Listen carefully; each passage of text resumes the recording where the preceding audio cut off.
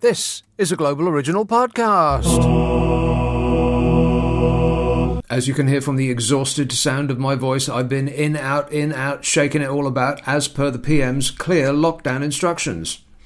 This week, these clips were recorded just before last Christmas, when the weather was somewhat different to how it is now. First off, we learned something about the ice caps that no one knew before.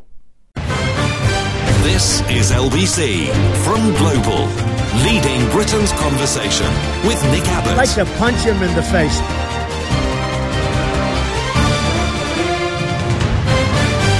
I'm taking you off the air.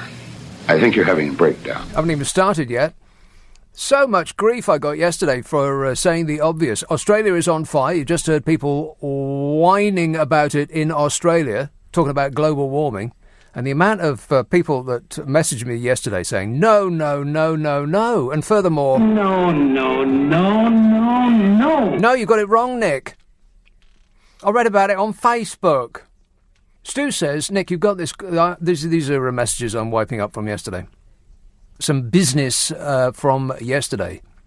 Stu says, Nick, you've got this global warming flood thing all wrong. As the Earth is flat, like a pizza... the ice caps that you refer to actually stop the water from spilling over the edge. If they melted, then the water levels would drop, as it would all spill over the edge. So, less of the nonsense about melting ice causing floods. You couldn't be wronger. Says Stu from the Lake District, where it rains all the time. James says, hasn't Nick seen the movie Waterworld? It's not going to be so bad, especially if you have gills. And David says that the reason that we're getting all this rain is that the water they are using to put the fires out in Australia is causing all the steam going up into the atmosphere. Well, that is a good point. Why can't they just be happy on fire? And on that subject, Mal in Belfast says, Nick, in Northern Ireland, rain falls on average 213 days of the year, or 17.8 days of rain, sleet or snow per month. We could definitely do with more sun. You mad climate change warriors think there's a Goldilocks solution for the whole world. Well, we want a bespoke solution for Northern Ireland. And Glasgow, where I bet it's still raining right now. I'll check while you wait. Why doesn't my phone recognise me anymore? It doesn't recognise my fingerprint. It doesn't recognise my face. My beautiful face! Nope. I've got to draw a squiggle that doesn't know who I am. The weather in Glasgow is as follows. Well, it's cruel to laugh, but it's going to be raining tonight and raining tomorrow and raining on Monday and raining on Tuesday and raining on Wednesday and raining on Thursday and raining on Friday and raining on Saturday and raining the following Sunday and Monday and Tuesday and Wednesday and Thursday and Friday. Every day for the rest of your lives. Affirmative. Still, it's a great town and I won't hear a word said against it. James in Kensington says, have you seen the Donald Trump toilet brush that Poundland are selling? No, I have not. But I would really like to see it. How about you, Donnie? Oh, shut up! And this says, how's your new old car? Get a hot water bottle if you don't have heated seats. Hey, that's not a bad idea. My new old car. Well, the new old... It's a bit alarming, actually, because, to be brief... I have a 20-year-old car that I've been driving for 20 years. And it's very, very soft and squidgy and spongy. And it doesn't really do anything when you ask it to. Like if you press your accelerator, even if you press it right down to the floor, even if you press it so hard you feel like you're going to punch through the floor of the car, nothing really happens. It's as though it's thinking, oh, are you sure? And eventually it might convert petrol into noise, and that's about it. It doesn't really propel itself forward at any great speed. Similarly, if you stamp on the brakes, not a lot really happens. It slows to an eventual halt, particularly if you're going up a hill. But which, by the way, is quite relaxing. You know, just drifting along in something of... it's like a drifting along in a peach-coloured haze. Very, very relaxing. But the new old car, though, is... God, it's like driving a mentally ill horse. Are you allowed to say that? No. It's like driving... not a thoroughbred, because that implies that it's actually a good car. But it's a bit twitchy. You just touch the accelerator and you're about 20 yards further forward than you thought you would be, which is alarming. And you just hover your foot over the brake and the car stops with such force that it feels like your face is going to come off. So it's not relaxing at all. So I'm just constantly on the edge of panic the entire time I'm in the car. Maybe I'd just sit in it with the engine off. That'd be better. I could get somebody to tow me, put it on a lorry. Why are these people calling me already? They're a bit keen, aren't they? Anyway, Surrey has been hit by a tornado. We've had tornadoes here now, and the floods, meaning that everybody in the country will shortly see their sofa float out of their living room windows. But it's got nothing to do with climate change. Goodness me, no. Why would anybody think that? There's no such thing as global warming, and I know that because a stream of numpties called me on this show last night to tell me so, and that's a fact. And then they called me... And then they wrote great screeds on the internet and sent it to me and said, how dare you tell us that we're numpties? We've got it on tape. Uh-huh. So we're going to have more downpours and heavy rain expected for the rest of the weekend. Widespread flooding continuing to cause travel chaos in the lead up to Christmas. It's the most magical time of the year. Videos of a tornado. Did you see it? Passing through the area in Chertsey in Surrey, wherever that is. Meanwhile, the Met Office forecasts that 2 weeks' worth of rain is going to fall in the next 24 hours, causing even more flooding on already saturated ground. Oh, no. Sopping it is out there. How can there be more water in the sky? There's 105 flood warnings and 260 flood alerts across the country, and we still have no idea what's the difference between a warning and an alert. You try it. An alert? The look on his face.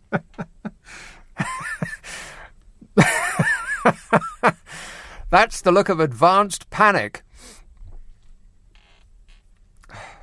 Are you completely relaxed in there? No. So what is the difference between a warning and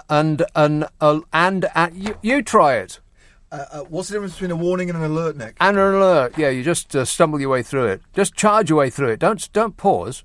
Just take a run up. What is the difference between a warning and an alert? A warning sounds like this. Warning, warning. An alert sounds like this. That is the difference. Or the other way around.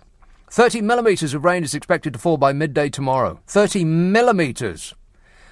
And you double it and you add 32 to get feet. So double 30 is 80 and add 32 and 80 is 122. There's going to be 122 feet of rain by tomorrow morning. Can you believe that? No. Southern England is going to see the worst of the wet conditions. And in Wales there will be very, very heavy downpours. 4 to 5 millimetres expected to fall within just 1 hour. Sheep will be shrinking at this rate. The River Darrant in Kent has burst its banks. Network Rail said there's going to be disruption on the Great Northern, the Gatwick Express, Thameslink and Southern services until midday on Sunday. Passengers will not notice the difference. Southern would like to apologise for being Southern.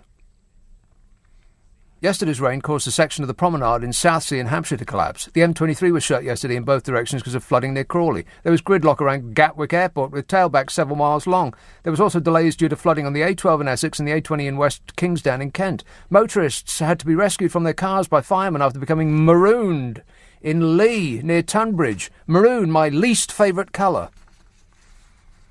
Cars were also submerged in Billericay, Dickie.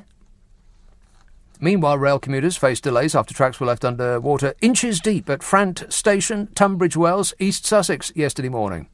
A landslip between Guildford and Godalming caused problems on services into Waterloo. Godalmit. And Ben, out of the RAC, said bumper-to-bumper traffic on some motorways and major A roads was near guaranteed. He said it looks as though millions of drivers are planning to complete their Christmas getaway trip this week because that's what Jesus wants. He said when you add in the prospect of unsettled weather with heavy rain and strong winds in some parts, there are likely to be pretty unpleasant drives. Well, he sounds like an expert. And Marco, out of the Met Office, said heavy rain is moving up over the country, but temperatures will remain average for this time of year. Oh, fabulous. Blooming freezing outside. But the weather is due to turn more settled next week. And Christmas Day is set to be largely dry with sunny spells. Dry with sunny spells? We'll take it! 0345 6060 973. You can text 84850. Email nica@lbc.co.uk. And if you're on Twitter, it's @LBC. By the way, if you're counting, I think I've managed to squeeze 30 minutes out of the weather over the course of 2 shows. And that's just the forecast. Never mind the splaining about it afterwards. This says it's all in capitals with enough exclamation marks. Like I said yesterday, it's like he loaded them into a blunderbuss and then just fired them all over his screen. Nick Abbott, spelt wrong. When are you going? G-O-U-N-G. When are you going to swallow, S-W-A-L-O-W, your own words? Boris is doing for us what Donald Trump has done for America, 5 exclamation marks. We have now got Brexit done. Well, that person forgot to tell me that they're not stupid. There was plenty of space at the end of that message. Just forgot to add that on at the end. David says, Boris, the Tories and Donald Trump will lead this world into a fresh, brighter, positive new future. Things will only get better from now on. And I can't, you see, it's very, very difficult to tell tone from a message, but I assume that you're being sarcastic. Because otherwise, I think I would go into a funk. As in depression, not that kind of funk. Hit me. John says, Johnson, why is everybody writing to me in all caps? Like they're shouting at me. It doesn't make you sound brighter. I've got to tell you that. Johnson reminds me of a dry cleaner in Wales during my childhood, but Johnson reminds me of a dry cleaner in Wales during my childhood. It could be a job. See, it wasn't my fault. It was the way it was constructed. Shall I start that again? I'll assume the answer is no. And this says, Judy says, Judy says, I am disgusted. By the way, when you say the word disgusted, it's always better to spell it with a Z, because it sounds more disgusting. I am disgusted, says Judy, at how badly Brexit is already going. She's disgusted about how badly Brexit is already going. Weatherspoons has run out of pigs in blankets due to a lack of migrant workers in food factories. What's next? Yorkshire puddings, says Judy. Yeah, talk about alerts and warnings. That is a very, very bad situation. Warning! Tony in Windsor says the hosepipe ban starts next week. Reason? It's the wrong type of rain. It's too wet. It absolutely is. Wouldn't it be nice if the rain was less wet? Someone should look into that. Coming up, a toff can't take his top off. Scott in Maidstone says, did you see the video of Jacob Rees-Mogg failing to open a bottle of water? Only to ask a bloke that he was sat next to open it for him. Can Rees-Mogg really survive without his nanny?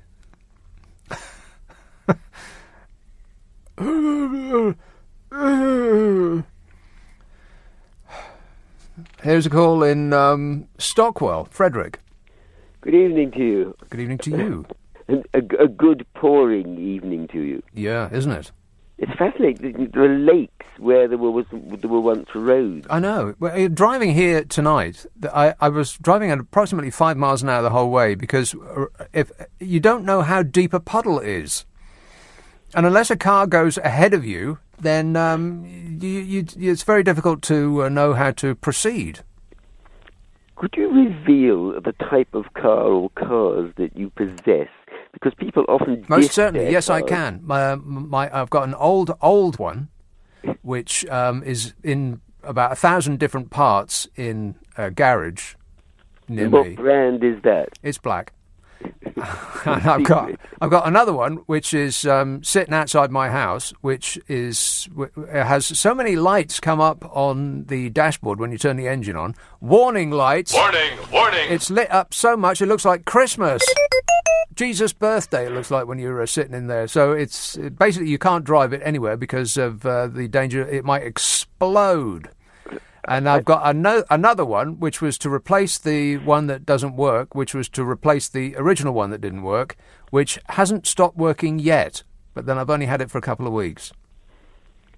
Have you ever tried to look online and find how much a Mercedes-Benz headlamp costs for a recent Mercedes? No, I have not. I think they don't want you to know because it is so much. I think you don't be surprised if it's approaching £1,000. £1,000 for a headlight? I know that the prices are truly eye-watering, and I think the idea is that the people who have a recent car, it'll be a company expense. So when things go wrong, they're not too bothered because it's been paid for by technically. Right, that's why business class seats in planes cost a fantastic amount of money. It's because they're booked by the secretaries of business persons. And the secretaries aren't remotely interested how much it costs. They just want to get off the phone straight away so they can go back to playing computer games and ordering things off Amazon.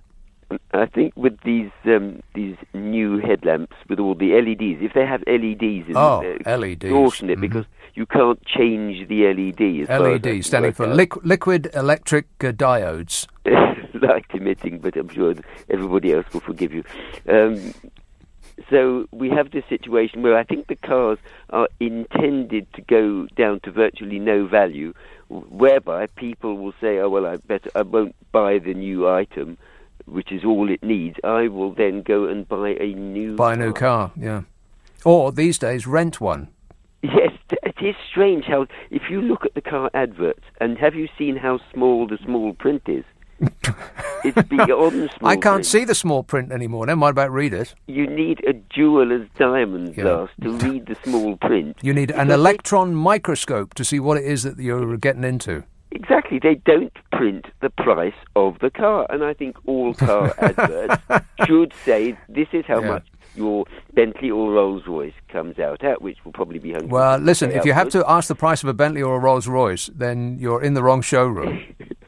But at the same time, you know, if you're buying a token everyday car, you should still be told the PR. How much it actually costs? Yeah, wouldn't that be nice? It seems to be honest. I don't like things that smack of trying to hide the truth from you. But these are huge, huge companies, so they should be very open, shouldn't they? Yeah, they should be as open as the government. Now, I'm glad you brought the government up, because there is a problem with a certain person who claims to be the Prime Minister at the moment. Yeah. There was a place called Earl's Court, a wonderful exhibition centre, you may remember. I do. I saw Pink Floyd there. I saw Pink Floyd do The Wall on the original show. Pink Floyd and The Wall. Rock and roll! Earl's Court. Terrible, terrible venue. Well, but it's a wonderful location. It was exhibitions and all sorts of things went on there. And then, apparently, because a friend of mine lives in Lily Road, a certain Mr. Johnson, it was going to be listed, and he changed the date of listing so they could demolish it. Really? Yeah, thanks a lot, Boris. Yeah. Wait a minute. Another great success. And so now there's just nothing there. Is there? No, I haven't been down that way in a good long while. There's just nothing there at all? Well, I think there were plans for speculative blocks of flats. Oh yeah, that's what London is crying out for. More executive flatlets. But I think that whole project disappeared because it's been dead now for a few years. Right. Well, I find that hard to believe that a plot of land that's that expensive doesn't have identikit blocks of tiny flats in it. It will. Don't worry about that, Frederick. How do you envisage the car in 10 years' time? Do you see my car change or a car? I tell you what's really bizarre is my 20-year-old car is so I've got a 20-year-old car that I've driven around for 20 years, and it is it's vastly different from the one I've just got, which is 10 years old. So there's only 10 years between it. But it's like stepping into the future when you step into my 10-year-old car, having just got out of my 20-year-old car. But the 10-year-old car is exactly the same as a modern car. There's been no change at all in the last 10 years, but it's changed beyond recognition in the 10 years before that. Do you ever measure your mileage per gallon? Yeah, always. It's frightening. Do you divide your litres? Do you brim it and then make a note of the mileage, and next time you fill it up, you divide your mileage by your litres by 4.55 to give you the gallon? Yeah. No, I don't, because that would be just plain weird. No, but it does tell you the truth, and it's Yeah, well, I can't handle the truth. But don't you find it annoying when you're told how many kilometres per litre? Yeah. Nobody knows what a kilometre is. I mean, how many miles is a kilometre? Nobody has any idea. It's very strange that all sorts of things are being classified as litres and European values. Oh, and yeah, I that's thought probably we where had it came from. Stayed Yeah. aloof, but we seem to have adopted them, and now we want to separate from them. It's miles per gallon, but you buy it by the litre. They're just trying to confuse us. So just remember, divide it by 4.55, and you will have the gallonage that you have just put in. Trust me, that's at the top of my list, because mental arithmetic is my speciality. I have to divide it by 4.55. Yes. Are you kidding? I have difficulty dividing things by 1. You are permitted to use a calculator. Oh, well, if only they were readily available. You mean to say it's not on your dashboard of your new car? Well, it is, yes. The readout keeps coming up. I can't get rid of it. It's frightening. Every time I switch the engine on, it uses petrol. Who even knew such a thing? Does it tell you the mileage per gallon you're using every time you accelerate or decelerate? Yeah, it does. It keeps changing. It makes me want to stop the car, switch the engine off, and get out and walk. Were you to design a car of your own? I'll do that straight away. Yeah, leave that with me. I'll have the full drawings on your desk first thing in the morning.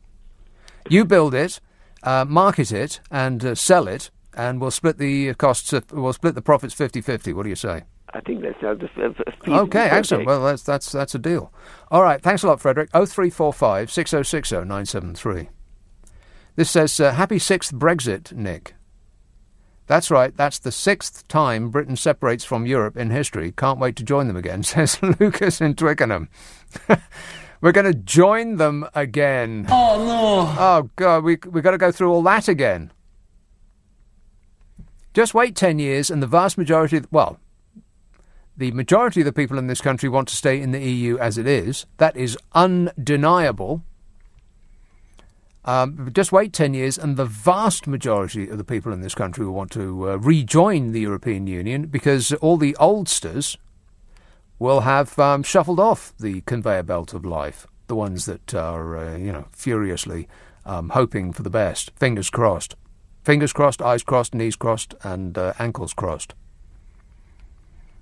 No, I did not see that video of Jacob Rees-Mogg failing to open a bottle of water. I heard about it. That should be on my... I should really have looked that up. He's a funny person. In all the wrong ways. Correct.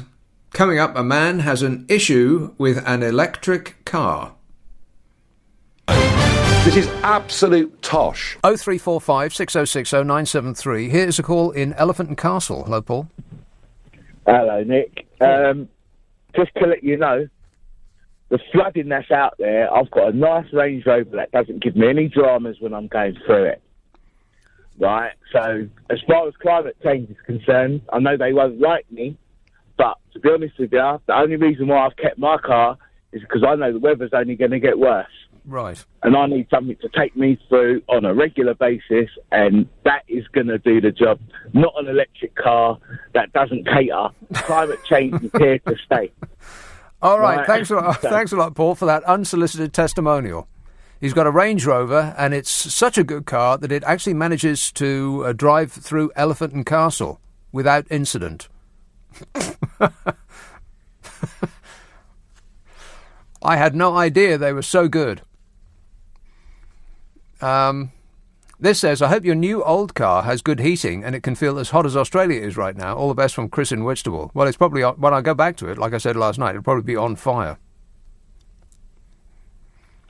This says, my mother was from Germany. I feel European and always have done. I am ashamed about Brexit and the way it has shredded our global reputation. We are a joke now. Yeah, one of those unfunny jokes that falls out of a Christmas cracker. What's the difference between unlawful and illegal? That's the only joke I know. It's like I only know one poem. There was a young man from Australia. Can I tell that one? Apparently not. What's the difference between unlawful and illegal? Alert. An alert. Yeah, you're an alert. You're a panic. This says, we will be rejoining the EU when Scotland breaks away from the UK and we can move up there, says Matt in Lewisham. Well, I will be able to use my Scottish heritage. I'll be able to get a Scottish passport. Don't you worry about that. I've got the accent and everything. There was an article, I'm trying to get into my phone again, it just will not, I'm putting my finger on its fingerprint thing and it's not recognising it. Stupid phone. One moment. The EU are planning to punish the UK following, this is the Express. So take this with a pinch of salt. The EU are planning to punish the UK. Well, I don't know, I think that certain members of the United Kingdom might actually like that. Thank you, sir. May we have another? The EU are planning to punish the UK following its exit from the bloc early next year by offering Scotland an easy route back into the bloc in what an SNP MP described as putting a little finger up to the rest of the UK. Just a wee digit. You'll be able to discuss that with Nicola Sturgeon. Ain't that right? Yeah, absolutely. Yeah, of course, yeah. He's unsure. Oh, you're doing very well so far. It's been seamless. Oldbury, Ranjit. Nick, how are you? Great, mate. Okay. I want to talk about this global warming, and I do agree with you that there is a problem. Okay? And I don't think the problem has been addressed properly. Right. Okay? Now, I used to drive trucks before I do what I do now. What do you do now? I run a fish and chip shop. Yeah. Ah, fish and chip shop, eh? Yeah. Well, let me ask you this. How often do you change the fat? We don't have to change it because we've got to filtrate. Never. Yeah, I knew that was what you was going to say. Never. Oh, my God, it's worse than I thought. We have to change it when we get a new batch of potatoes. But enough of that. Yes. Yeah. I used to pick up 30 tons of cardboard, onto a container, which was driven by a truck, onto a train, onto a ship, to China, to be recycled. China. And then brought back. Yeah. China, China. And then everybody's saying China is spewing up all of these gases, but we're all responsible for it because we're sending steel to be recycled, aluminium to be recycled. Yeah. We're sending our rubbish over there. We're sending our rubbish up there. And what about the carbon footprint? So when we buy something, there should be something to say that this is going to become carbon neutral when. And the other thing is, these wind power. Yes. Right? Mm-hmm. The wind turbines, they're manufactured or whatever. I'm not denying, as I say, I do agree that we need to do something. But the economics of money...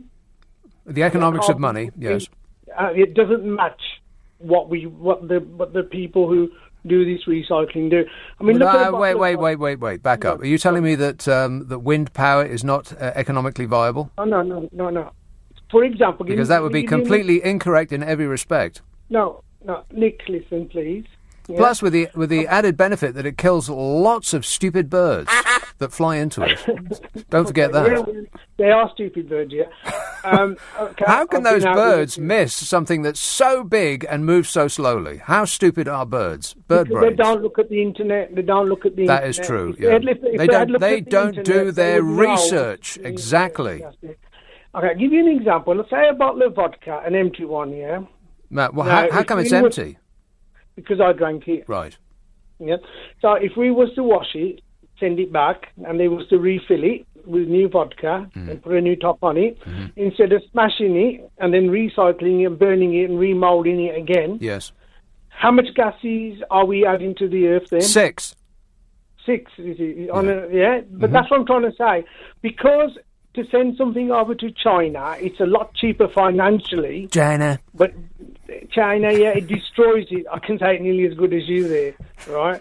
Now, I only know what I read on the internet, yeah? Yeah. You only know what you read on the internet. What do I know about it? All I know is what's on the internet. Yes.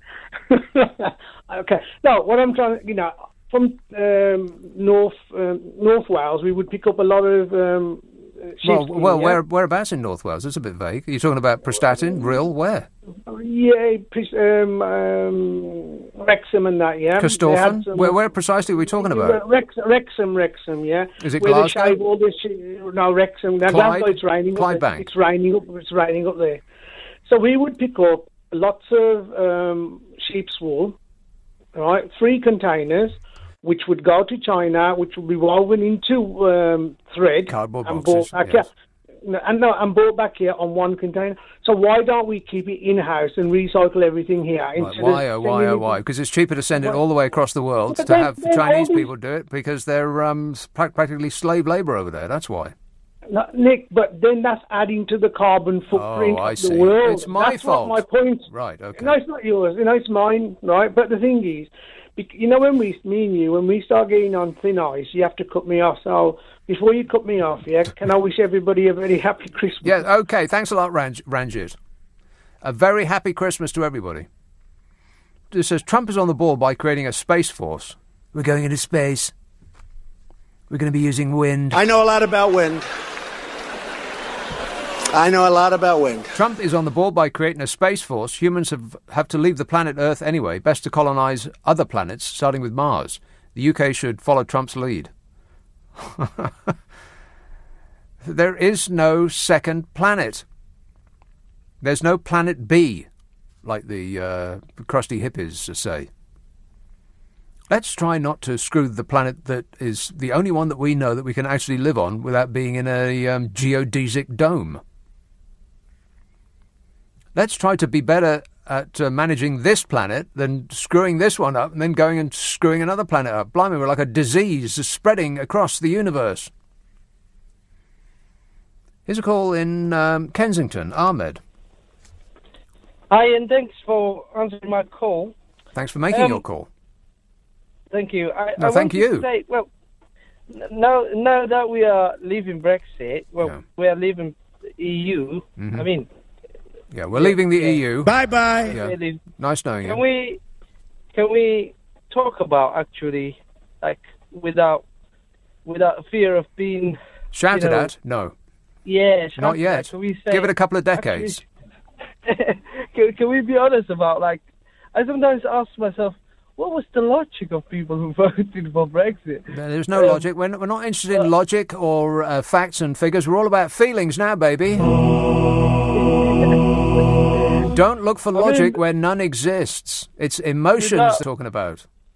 Yeah, I look at a little bit about the figures, and without being called like I'm calling anybody stupid or whatever. Here we go. Well, now we're leaving, so let's be a little bit honest. I mean, you find yourself, okay, vast majority of people who voted for this are the up north working class. Like, what was the logic? I mean, they have got every right. Well, do you want me to tell you what the logic was? Yeah. The logic was that they were told by people that they trusted, or, well, I don't know whether they actually trust them.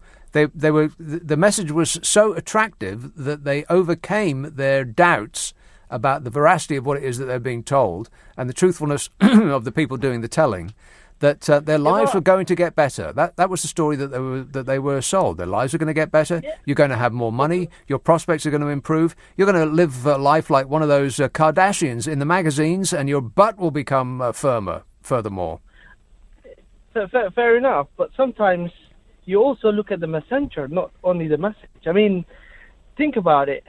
If you look at the simple stuff, like layman man like me, I can understand like simple stuff. For example, who goes? Who most likely would go? Or would need to go a short holiday like Spain or Tenerife or south of France and so on? Who would need not Boris Johnson or the rich guys like Rees-Mogg or Ian Duncan-Smith? They would afford to go like they could afford to go to Barbados and far away holidays. Yeah, I wouldn't get hung up on being able to take a holiday in Europe. I don't think there's going to be any problems with taking a holiday in Europe. That's going to be just fine. Don't worry about it, Ahmed. Well, one thing we know is that it would most likely be not simpler or cheaper. You just go down to the railway station or the airport and you'll get on a plane or a train. Make sure that you don't go to the railway station to get on a plane because that would be a big mistake. Huge. Okay. Who would most likely need free data roaming in Europe? Who would need free data roaming? Yeah, I think you're sweating the small stuff, Ahmed. Don't worry about it. You'll still be able to take 86,000 pictures of your face and put them up on the internet wherever you roam. Okay, so let's start with the figures then. Just on 2018, EU paid UK citizens directly through different... Are you about to hit me with statistics? Oh, Struth. No. This sounds like homework. No, I just wanted... You said because those are the simple ones. I wanted to mention things that might not be directly visible to a lot of people, which is like schemes like Agricultural Guarantee Fund and the European Regional Development Fund and so on. A couple of billions, about 6-7 billion, just 2018. Or one of those numbers, yeah. Yeah. Who would most likely benefit from that? Is it a bloke called Jeff? I'm sure it's Jeff or Dave. I don't know, Ahmed. I think you're worrying about the wrong things. Be concerned, but not about small stuff like that. No, I think it's time we should reflect and say, look, what's in the minds of people who voted for this? A calm moment of reflection. Does that sound possible? No. Give it a couple of decades, like I said, when the people the fury mongers have given themselves a heart attack and shuffled off this mortal coil. Yeah, I've got to go, but thanks for that. Another satisfied customer. Here's a message that says, neck. Do they mean Nick, or is that just in the local dialect? Nick, we will be happy to welcome you to Scotland, but for your first year you will have to wear a kilt to prove your allegiance, says JD in Scotland. Nobody in Scotland wears a kilt.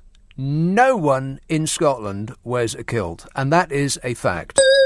Except for the guy who plays the pipes on the George IV Bridge in Edinburgh for the tourists. Only him. Nobody else wears a kilt. At all. This says you can't blame the Australian Prime Minister for wanting a holiday in the sun. Yeah, he went on holiday while the country that he's supposed to be running was on fire. And I think he answered a quizzical reporter, or some person who asked him to explain himself, and he said, "I don't hold a hose, mate." Australians, eh? I love them. But it's true, he doesn't hold a hose. It's not his job. Angela in Carlisle says, Brexit hardman Steve Baker MP came to Rees-Mogg's rescue and opened the bottle for him.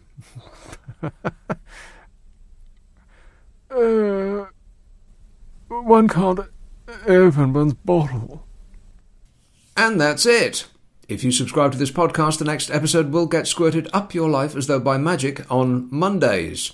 And don't forget the podcast that I did with Carol McGiffin, which is called What's Your Problem with Nick and Carol, in which me and Carol McGiffin try to solve people's problems while laughing like drains. I think you'll love it. Ask for it by name, What's Your Problem with Nick and Carol, and you can get that where you got this.